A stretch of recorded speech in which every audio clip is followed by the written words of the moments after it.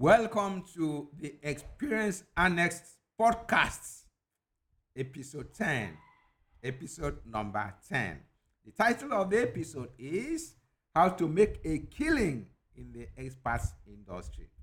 How to make a killing in the experts industry. In this podcast, I talk about how to make a killing in the self-help industry and join the long list of massively successful online entrepreneurs. Life is full of experiences, and it's good you learn from the experience of others. I'm Paul Uduk, the creator of BWC Squared. That is Book Writing Clinic and Book Writers Club, where I show friends like you how to convert ideas into books, podcasts, YouTube channels, blog posts, articles, and other forms of intellectual properties. I'm also the creator of IBMC, where I show aspiring internet entrepreneurs how to succeed at scale online.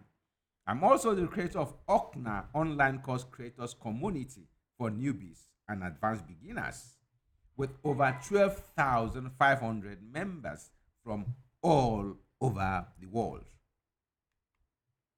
The term experts industry was coined by Brendan Burchard in his book, The Millionaire Messenger.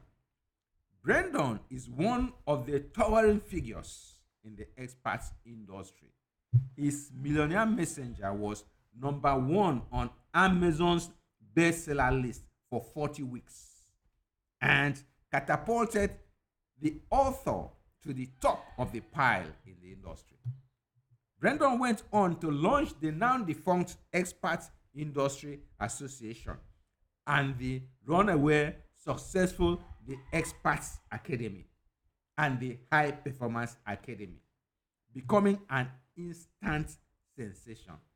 Oprah describes him as one of the most successful online trainers in the world. But how did the self-help industry get started? The terms expert industry, self-help, personal development, personal improvement, personal growth, self-improvement, and information marketing are often used today interchangeably. The industry is increasingly referred to as experts industry in recent times because, according to Brendan Burchard, it's where experts operate. The term self-help, also used without a hyphen, was the term first used to describe the industry and was coined by a man called Samuel Smiles, a Scottish doctor in 1859. However, the term self-help is now viewed as derogatory because of the assortment of snake oil salesmen or charlatans that prowl about online and offline, seeking who to unleash their fake ways and cures. Sacramento chiropractor.com points out that the origins of the self-help dates back to the book The Constitution of Man, written by a Victorian phrenologist, George Combe, in 1828.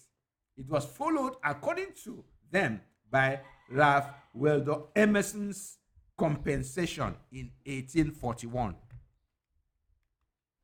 Quoting marketresearch.com, Lulia Christina Utah shared the information that the self-help marketing or self-improvement market was worth 9.9 billion in 2016 and is estimated to grow to 15 billion by 2024 with 5.6 average yearly gains.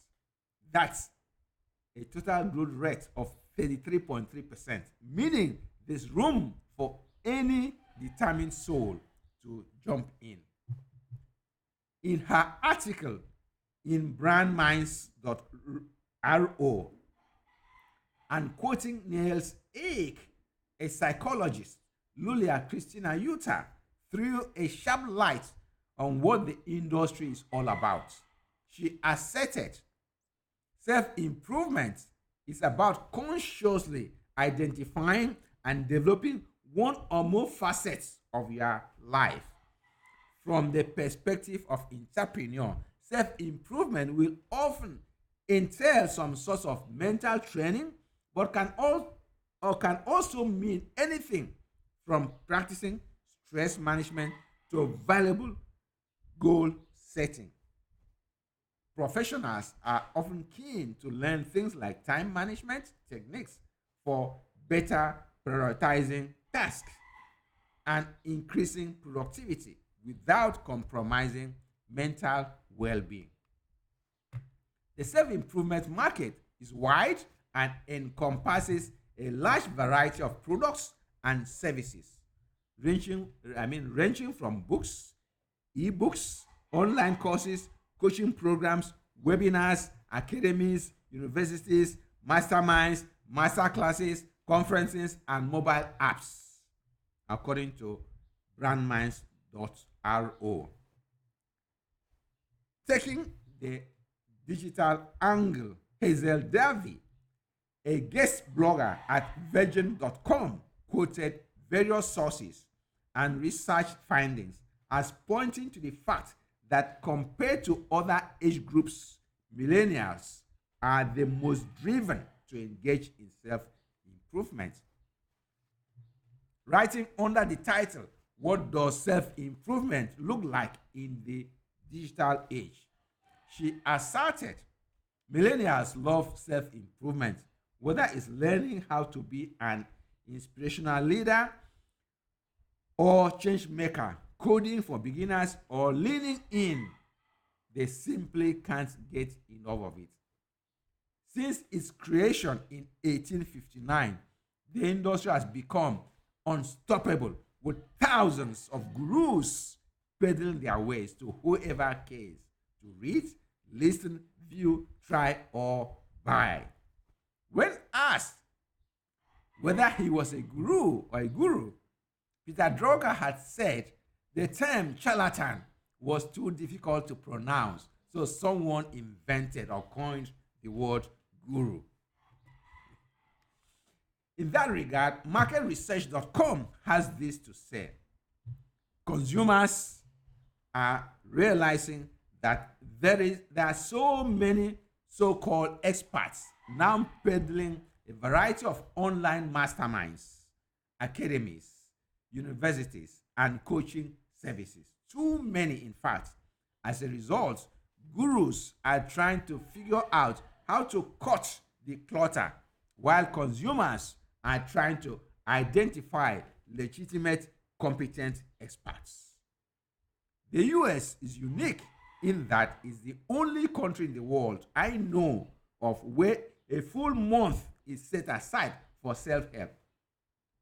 According to Sacramento Chiropractors.com, September is National Self-Improvement Month in the US. According to the blog, it's a time to reflect upon your life, set new goals, and take strides to make personal changes in order to achieve the life you truly wish. Any wonder the US is the global center of gravity for self-help? Any wonder the biggest names in the industry, in the English-speaking world, are all Americans? The following 20 living and long-gone legends readily come to mind, not in any particular order: Napoleon Hill,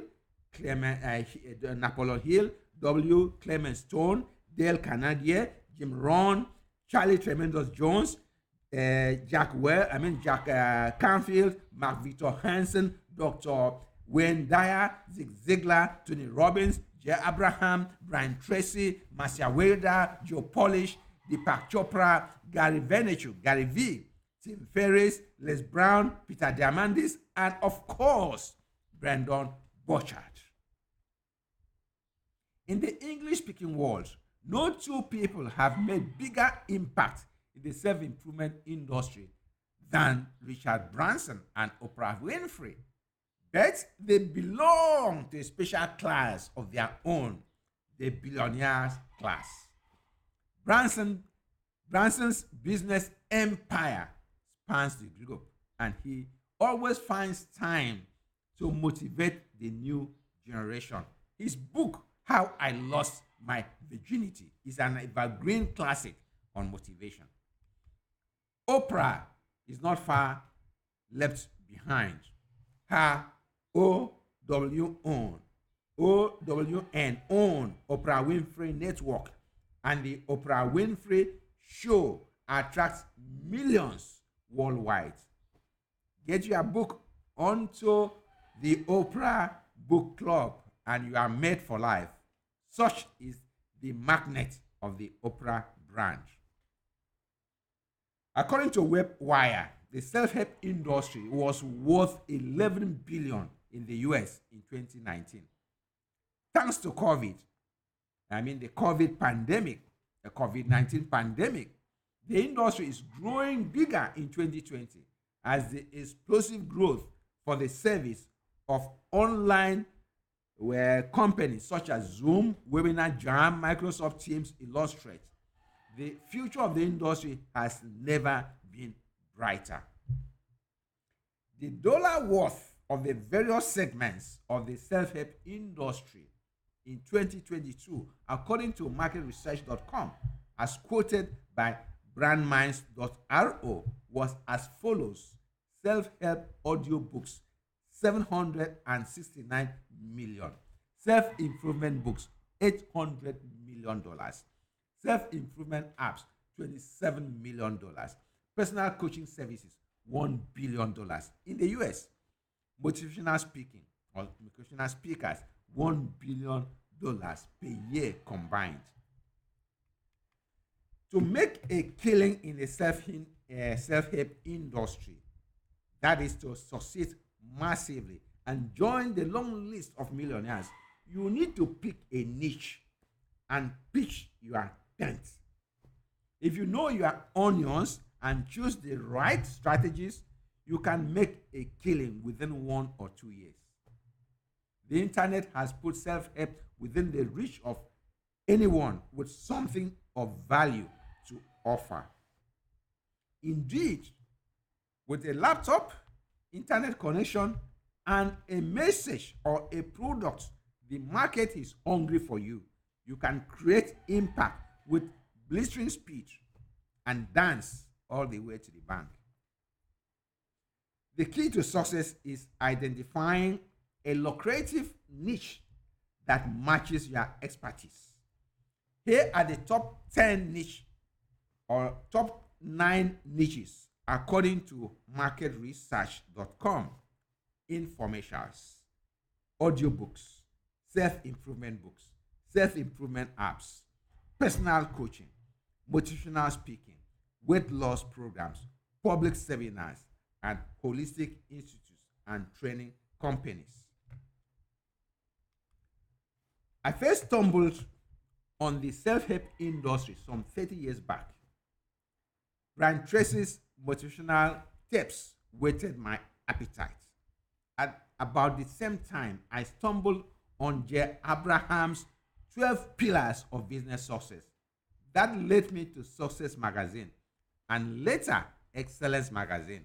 It was not long before I stumbled on Tony Robbins' best-selling books, Unlimited Power and Awaken the Giants Within. I never looked back. While the industry, as we know it today, took off officially in 1859 with the publication of Samuel Miles' book, Self-Help, which sold 250,000 copies. Motivating people with oratory dates back to antiquity. As Adler Stevenson once alluded, When Cicero turned to the crowds in ancient Rome, people said, "Great speech." When Demosthenes spoke to the crowds in ancient Greece, and people turned to each other and said, "Let's march." So self help dates back at least 2,400 years. However, it really took off with gusto with the advent of newspapers, radio, television, and now the internet. There's no better time than now to jump into the expert industry and make a fortune for yourself. With a free 90-minute webinar, you could make $10,000 before the webinar is over. Is that not worth giving it a try? This is the end of the episode. Stay focused, purpose in your heart. You learn how to make a killing online. That is, succeed massively at scale and start taking the necessary action. Until the next episode, keep learning, keep pushing to the front, and stay safe.